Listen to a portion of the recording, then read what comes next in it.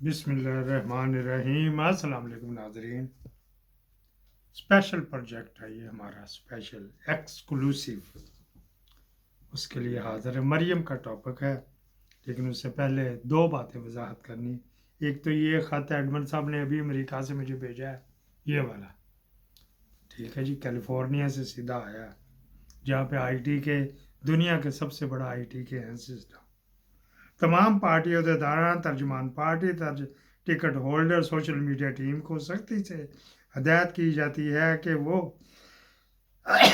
آج کے بعد کسی بھی پلیٹ فارم پر فوج پاکستان ISI یا اس کے افسران بالا بشمول جنرل قمر جاوید باجوہ کے خلاف کسی بھی تقریر، بیان یا پوسٹ سے اجتناب کرے۔ سوشل میڈیا ٹیم اپنے وال پر پہلے سے موجود وال کیا چیز آگئی منفی مواد کو فوری ہٹا دے۔ جنرل فیصل نصیر کے بارے میں کوئی بھی منفی بیان یا پوسٹ پبلک فورم پہ شیئر نہ کیے جائیں۔ اگلا لائحہ عمل تک تمام دوست مدرجہ بالا ہدایت پر سختی سے عمل کریں۔ عمران خان کے جعلی سین میں تو کہیں سے اٹھا لیے تو یہ کر دیا۔ میں ایڈمن صاحب کے آج ہی اس نے صحیح طرح پننا ہے اس کو۔ لو جی، یہ ہمارا اس کا جو اب میں شروع کرنے لگا ہوں نا، یہ ہے اس کا تھمبنیل، بڑے پیار سے بڑی محنت سے بنایا ہوا۔ اس تھمبنیل پہ جانے سے پہلے آپ کو ایک بات ضروری سنانی، پھر میں آگے کرتا ہوں۔ ہوا یہ آج ہمارے بڑے اچھے ہیں اینکر، بڑے سلیم سمارٹ سونے منمونے اسد اللہ خان صاحب 92 پہ، انہوں نے مریم نے جو پاسپورٹ بنایا تھا، جتنی ان کی ہوئی انہوں نے اتنا دے دی۔ بیچ کی بات کسی وجہ سے ڈر رہے ہوں گے، بھائی چھوٹے چھوٹے بچے ہیں، ابھی وہ لاہور سے اسلام آباد شفٹ ہوئے ہیں۔ فیصل نصیر سے لوگ ڈراتے ہیں، دیکھ مولا جٹ آ گیا جی، تو کچھ پتہ نہیں، یا اس کے پاس انفارمیشن نہیں ہوگی یا اس نے دی نہیں ہوگی۔ انہوں نے پاسپورٹ کے بارے میں بات کی، پھر مجھے کچھ تحفظات تھے، میں نے ان کو فون کیا، ان کا فون بند تھا، پھر میں نے واٹس ایپ پہ کیا تو اتفاق سے مل گیا۔ انہوں نے کہا کہ وہ میرے یہاں سگنل کا مسئلہ، میں ایسی جگہ بیٹھا تھا جہاں سگنل کا مسئلہ، کہیں وہ لگے ہوں گے نا سنسر، لیکن واٹس ایپ چل رہا تھا۔ واٹس ایپ پہ جو میری ان کے ساتھ بات ہوئی، پہلے وہ سنیے گا چھوٹی سی، پھر میں آگے اپنی بات سناؤں گا۔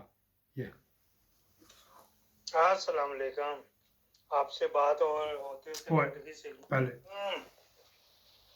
جی وعلیکم السلام۔ اسد اللہ خان صاحب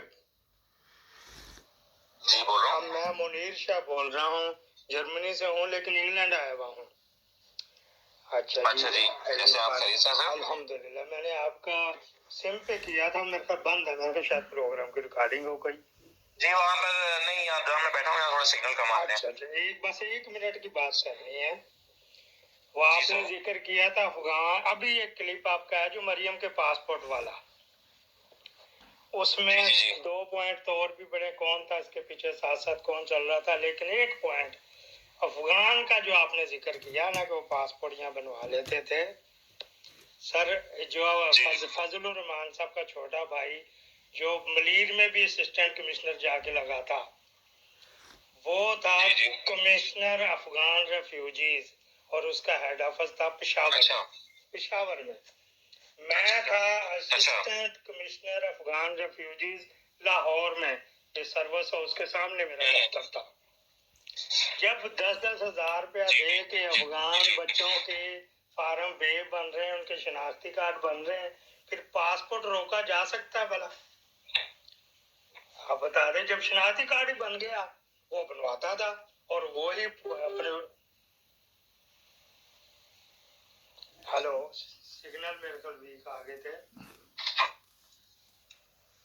ہاں جی، آ رہی ہے آواز اب؟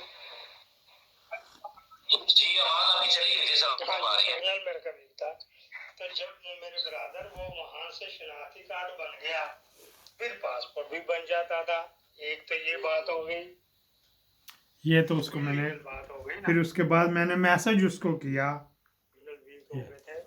پتہ نہیں ادھر کے یا ادھر کے، آپ بھی کہہ رہے تھے نا سم بند ہو جاتی ہے۔ تو عرض یہ تھی کہ جب شناختی کارڈ بن گیا تو پاسپورٹ پھر کون روک سکتا تھا؟ شناختی کارڈ بنا پشاور سے، پاسپورٹ جا کے کراچی سے بنوا لیتے تھے. وہاں پہ تو بڑے بھائی کی حکومت ہے، جو مرضی کرو. دوسری بات میں کر رہا ہوں کہ جو بات اب بچہ پیدا ہی جو پاکستان میں ہوا تو اس کو اس وقت یوسف رضا گیلانی صاحب تھے، وہ علیحدہ فارم پہ نیا انٹروڈیوس کرواتے، کو کارڈ میں انٹری کرواتے، ان کا پروسیجر بناتے، لیکن تو مار دھاڑ میں لگے ہوئے تھے سارے جنے. ایک بات ہوگی، وہ پھر جہاں بھی ان کا بنتا تھا بچے کے رجسٹریشن کرا لیتے تھے اور اس کے بعد وہ پاسپورٹ بن جاتا تھا. ان کا فارم بے بنا، پھر شناختی کارڈ بنا، پھر پاسپورٹ بنا. وہ بیچارے کابل جاتے یا کہاں جاتے، کندھار جاتے، سمرقند کا کہاں جاتے وہ. تو اس وجہ سے اس میں کچھ جھول ہے. آپ اس پہ مکمل انویسٹیگیشن کریں پلیز. شکریہ، بڑی مہربانی. انہوں نے میسج لکھ کے بھیجا تھا. پہلے لکھا انہوں نے کہ آئی ول ٹرائی یو لیٹر. تو میں نے لکھا کہ آدھے گھنٹے بات کرنے، میں نے کہیں باہر جانا تھا. پھر انہوں نے میسج لکھا، سنا ہوگا نا دوبارہ، تو انہوں نے کہا جی کہ آئی ایگری ود یو. بھائی اپنے بچے بھی تو بچانا ہے نا، کہ یہاں تو بڑے بڑے بندے رہ جاتے ہیں. ان کا سن لینا، انہوں نے اچھی بنائی ہوئی، محنت سے بنایا ہوا کلپ. آگے ہم بات کر رہے ہیں. یہ ان دنوں کی بات ہے جب قاضی ضیاء صاحب جا رہے تھے، عباسی صاحب آ رہے تھے، ڈی جی جو ایف آئی اے کے تھے. اس ٹائم مریم نے جا کے اپنے انکل کو کہا، زرداری نے کہا، نہیں اپنے بال کے زند میں مرنا کسی نے ان کے ساتھ کر کے. مطلب کو پیچھے کو والی وارث بھی نہیں چھوڑتے یہ سندھ والے. یہ تو ہمارے بغیر چیف جسٹس صاحبان آئے ہوئے ہیں جو رجیم چینج کا حصہ ہیں، تو وہ ان کو سر پہ چڑھایا ہوا. جو باجوہ صاحب نے سر پہ چڑھایا وہ بیچارے کیا کریں. اچھا جی، 6 سال سے ایک نصور تھا، شکر 29 کی رات کو جان چھٹ جائے گی. اس وقت انہوں نے اسسٹنٹ ڈائریکٹر جو تھا اس کو کیا، ساتھ یہ بات بتانی، اس میں اسد اللہ خان صاحب نے نہیں، میجر شہزاد سلیم جن کے پاس ان تمام اسسٹنٹ ڈائریکٹروں کی فائلیں دبا کے بیٹھے ہوئے تھے. ادھر اسلام آباد منگی صاحب تھے نا، ادھر یہ تھے. کراچی گئے ساتھ، وہ کسی کی ضرورت تھی، انہوں نے نہ کہتے کہ 40-42 ہزار میری تنخواہ، میں کہاں سے پیشیاں بھگتتا رہوں گا. نہ ہوئی. پھر لاہور آئے. لاہور کے بعد، لاہور میں تو پنجاب کی گورنمنٹ تھی تو یہ ڈر رہے تھے کہ کوئی مخبری نہ ہو جائے. پھر اسلام آباد سے بھی ٹرائی کی. اسلام آباد میں اپنے انور خان صاحب جگر جہان ہیں، جتنے مرضی بناؤ پاسپورٹ.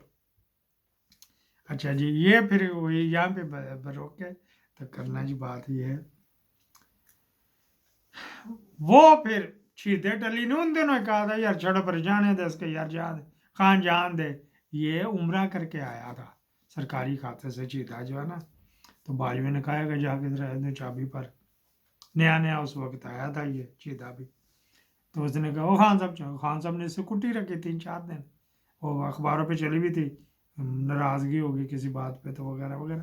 وہ اس بات پہ ہوئی تھی کہ اس کو پتہ ہی نہیں، اس کو پتہ تھا، یہ جان کیا کرتا یار جان دے پہ تاکہ وغیرہ وغیرہ. اور بننے ہی نہ رہا تھا تو باجو نے کہا یار بنواؤ پاسپورٹ، یار کی کر رہے ہو وغیرہ وغیرہ، جس طرح بھی ان کے ساتھ بولتا تھا. پھر کیا ہوا، اندر سے کسی نے خان کو بتایا، وہ تھلے دے گو دلی لٹی چلی ہو، تو بیٹھا پنگڑ. ویسے ہی پیار سے خان کو گالی دی.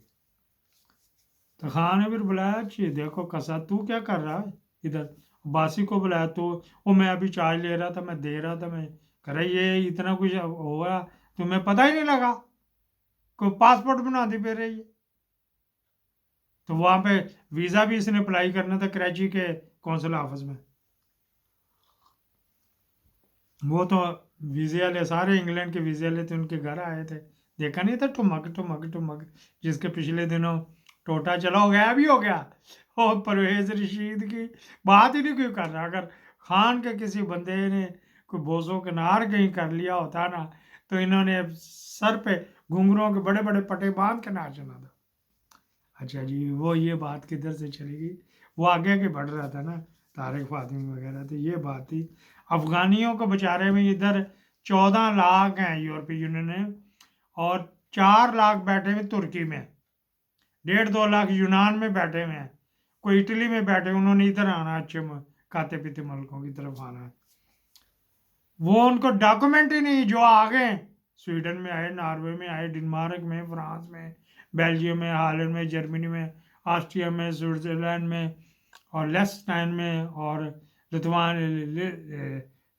लेस्टाइन और लक्समबर्ग में, स्पेन में, और डॉक्यूमेंट उनके पास कोई नहीं। बेचारे क्या करें, जो उस वक्त पैदा हुए थे तो वो बेचारे क्या करें, फिर वो डंकी लगा लो के आगे, इतनी परेशानी उनको, इतनी कि अल्लाह को उनकी मदद भी कर दे।